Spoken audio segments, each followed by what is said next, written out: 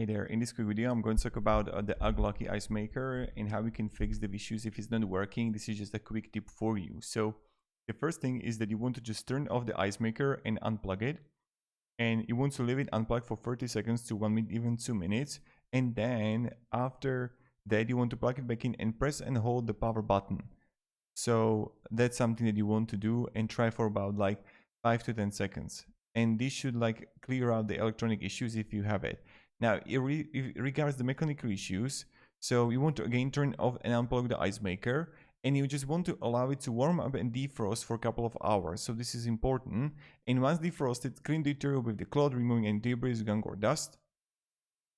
And then after those few hours, what you can do is just like plug it back in and try if it's going to work out. And I hope some of these tips, I just want to make it quick and effective videos for you that are going to like work out for you. So have a great day and goodbye.